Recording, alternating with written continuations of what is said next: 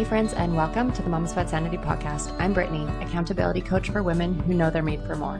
This is a space where ambition meets real life, where we talk fitness, family, personal growth, leadership, and all the what the hell is happening right now moments in between. Around here, we don't chase perfection. We build momentum. We push comfort zones, ask better questions, and take real action on the goals that matter most. Each week, you'll hear honest conversations, powerful guests, and grounded reminders that you don't have to choose between showing up for your life and going after your potential. So whether you're walking, sweating, driving, or hiding in your car for 5 quiet minutes, you're in the right place. This is your permission to stop playing small in your own life. Let's get into it. Hey friends, and welcome back to the Moms About Sanity podcast. It is another solo today because I had so much great feedback from last week, and I am just feeling like I need to come here more because July I've been so intentional about taking time out of my group for the 1 month to just realign and decompress for all of us. And so I feel like I'm just like craving more connection and conversation and coaching. And so that is what I'm bringing here to today's podcast. So I hope that you enjoy. I just got back from almost 2 weeks in Portugal with my family. And I have to tell you, I am one of those people who believes deeply that how you enter a season truly matters. And right now we're entering summer. Not midsummer, like literally at the beginning of it. And I came home from Portugal with this full heart and this really clear head. And I want to talk about this on the podcast because the way I'm feeling right now, coming off that trip and stepping into summer here in Vancouver, it is exactly what I want every woman listening to feel as she enters the next 2 months. Because here's the thing. We live in what I call, and a lot of Vancouverites call, Raincouver. We endure the gray and the rain and the dark for most of the year. And we do it because summer in British Columbia is absolutely worth it. It is literally our playground. We have mountains and ocean 20 minutes apart. It is why we live here. And I refuse to let it drift by. So today I want to talk about 2 things that are deeply connected. If you've heard about recently going around Instagram, the return flight theory, and also what I call drift season. And I want to show you how understanding both of these can completely change how you move through the next 2 months. So let's get into it. So as I was saying, I just got back from Portugal, and I want to tell you something that happened on the flight home because it truly wasn't sadness. It wasn't that post-vacation blues, although like Euro summer is a thing and I absolutely love Europe. I am not going to lie, but what came in was clarity. There is something that happens on long flights after a trip, aside from just pure exhaustion, but that actually changes your brain. Your brain has spent days or weeks, depending on how long you've been gone, being immersed in something completely different. Different food, different culture, different space, different pace, different conversations. Everything is literally different. And all of this newness in the world, it literally creates new neural pathways. Our brain makes new connections when it is exposed to these new experiences. So you start seeing things differently, the world, the people, even yourself, and then you get on a plane home. And here is where the magic can actually happen because on that flight, something shifts.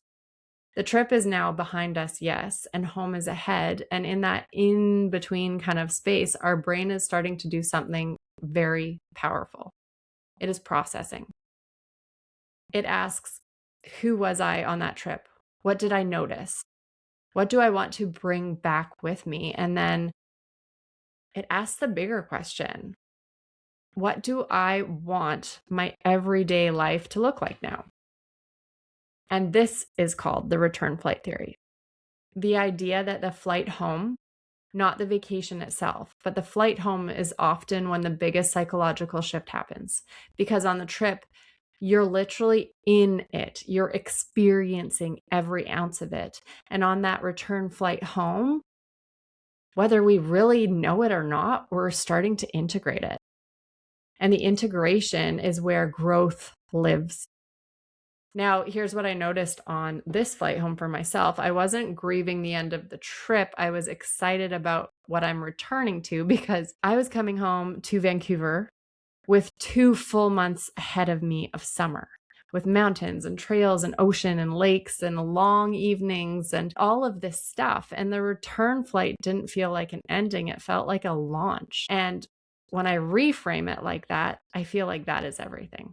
But here's what I want to get really honest about. Summer is also drift season. And I say that with love because I live it too. Drift season is what happens when the structure of regular life dissolves and nothing intentional takes place. The school routine ends, the calendar clears, the kids are home, the days get longer, everything gets looser. And on the surface, that really can sound amazing. And it is. That spaciousness is exactly what we do need, but it can also be overwhelming. It definitely is, depending on what season of life you're in, maybe what age and stage your kids are at as well. But here's also what happens in that spaciousness. The habits quietly slip.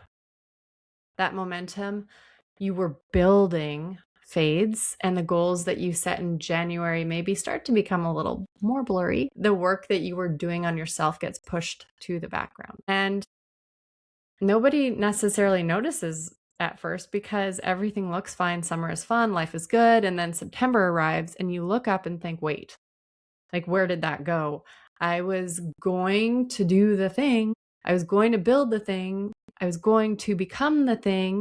And you're basically back where you started in June. And that is drift. And here's what I want you to understand about it. Drift is not laziness. Drift is not failure. It is not a character flaw. It is simply what happens when growth happens internally and your external structure doesn't change to match it. It is that gap between who you are becoming and how you're actually moving through your days. And the sneaky thing about drift is that it is most common right after a period of expansion, which is exactly where most of us are right now. Coming off of a trip, coming out of a full spring into summer, coming into summer with a fuller, maybe clearer, more expanded version of ourselves. And if we don't get intentional right now, at the beginning of summer, not at the end, that expanded version quietly shrinks back to fit an old container. And I refuse to let that happen to you or to me. So here's why these two things, the return flight theory and drift season, are so deeply connected. The return flight is the moment of clarity. And just use that theoretically. But your return flight from whatever you are leaving behind you is that moment of clarity. And drift season is what happens when you don't act on it. You go somewhere, you experience something, you grow.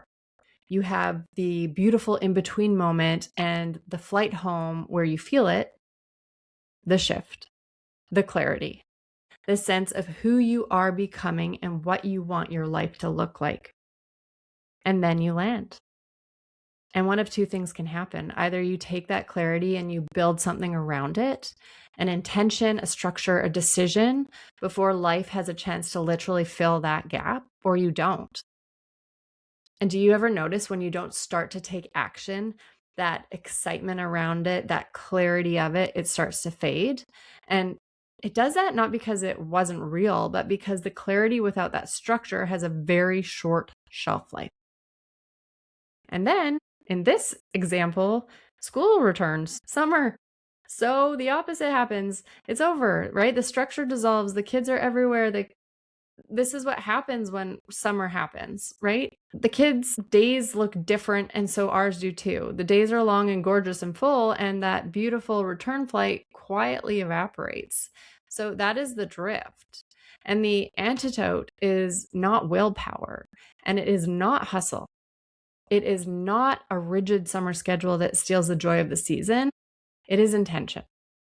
Specific, simple, grounded intention. Set the beginning of the summer, not the end of it. So right now, today, we're thinking about this intention. I want you to treat right now, this moment, this week, this entry into summer as your return flight. Even if you didn't go anywhere yet, even if you're not going anywhere, even if summer just started and you're right here at home. This is your in-between moment between the spring you just came through and the fall that is coming. And you get to decide right now with intention who you are and how you want to move through the next 2 months. So I have 3 questions for you. Grab your phone, a journal, pull over if you need to, but actually sit with these. Maybe with your journal in the morning coffee or tonight with your legs up, relaxing. Question 1. Who did I become in the first half of this year? I'm not asking what you accomplished. Not what did you check off that list, but who did you become? What shifted in you? What do you see differently? What are you done tolerating? Question 2, what do I want summer to actually feel like? And again, this isn't a list of activities. This is a feeling. It's an energy. When you get to September and you look back on these 2 months, what do you want to have been true about how you lived them? And third, what is one intention I'm setting right now that protects that? 1, not 10, not a summer bucket list. 1 intention, the thing that keeps you anchored to the expanded version of yourself that came home on that return flight. 1 intention. Because here's the truth, the woman who gets to September feeling full, feeling proud, feeling the summer was actually theirs, they didn't have to protect a summer plan. They had 1 clear intention. And they became it every time that drift tried to pull them somewhere else. Speaking of 1 intention, I'll share mine with you. Because when I was on our trip in Portugal, something happened. We were driving and this song came on the radio, Darius Rucker. And it was his song for the first time. If you haven't heard it, it's like, when was the last time you did something for the first time? And I literally looked at my daughter. I'm like, now, I'm doing that right now. This is the first time. And it hit me in that exact moment. Being in that new country, eating the food, driving on the different streets, having these different conversations and interactions with our kids, watching them experience things for the first time too. And the song was asking me, when was the last time you did something for the first time? The answer was right now. All of this, all week, every single thing. And then what came through immediately after that, what happens when we go home? Because that is the drift, isn't it? We come home and everything is familiar, the same streets, the same routines, the same rhythms. And the first times stop happening, not because we don't want them to, but because familiar doesn't ask anything new of us. Familiar is comfortable, and comfortable is where drift lives. So my 1 intention for this summer, the thing I'm carrying home from that return flight, the thing I'm holding on to as we move through these 2 months in Vancouver is this: continuously choose first times. Not dramatic ones, not expensive ones, not ones that require a passport, but a trail I've never hiked, a restaurant that we've never been to, a conversation that I've been afraid to start. A version of myself I have never let people see. Maybe a thing in my business I've been circling on, but never actually doing. So you see, first times, they don't need to be these big, huge things. They can be both. Because here is what first times do. And this is the science of the return theory coming full circle. First times create new neural pathways. First times keep the brain in growth mode instead of autopilot. First times are the antidote to drift. Because you cannot drift and choose something new at the same time. Drift requires sameness. First times require presence. And a woman who is present, who is actively, intentionally choosing new experiences, new conversations, new versions of herself, that woman does not drift. She expands. So that's my invitation to you as we enter summer. What is your 1 intention? Mine is first times. What's yours? I'm sitting here right now and genuinely so excited about what the next few months are going to look like. The trails, the mountains, the long summer evenings, the slower mornings, the kids, the chaos, and truly all of the beauty in it. And I am entering it on purpose, not letting it happen to me. I'm choosing it, taking the clarity from the in-between and bringing it all the way home into how I actually live. And I want that for you too. Answer those 3 questions this week. Set one intention and enter this summer as the woman you already became, not the woman who's waiting to start again in September. Summer is not drift season if you decide it isn't. It's your playground. Literally, beautifully, figuratively, all of the things. Go play in it on purpose. I'll see you next week, and I want to hear from you. DM me on Instagram. Tell me, what is your one thing? What is your one intention this summer? I'm at Brittany Anderson Coaching on Instagram, and I genuinely, truly want to know. Thanks for listening today. See you soon. Quick pause, and I want to speak directly to you for a second. If you've been listening to this podcast thinking, this hits, but I need support actually applying it, that's exactly why I built the Momentum Collective. It's a coaching space for women who don't want more information. They want clarity, accountability, and real forward movement. Inside, we focus on building momentum in your health, your mindset, your goals, and your life without burning yourself out. If you're ready to stop circling the same goals and start taking consistent action, the Momentum Collective might be exactly what you've been looking for. You can find all the details in the show notes. Okay, back to the episode. Thanks so much for tuning in today. If today's conversation resonated, then ask yourself what one small action you can take from it. Because momentum isn't built in big, dramatic moments. It's built in a quiet follow-through, the honest choices, and the decision you make when no one's watching. If you loved this episode, the best way to support the show is to subscribe, leave a review, or share it with someone who needs to hear it. And remember, you don't have to choose between showing up for your life and going after your potential. This is your permission to stop playing small. I'll see you next time.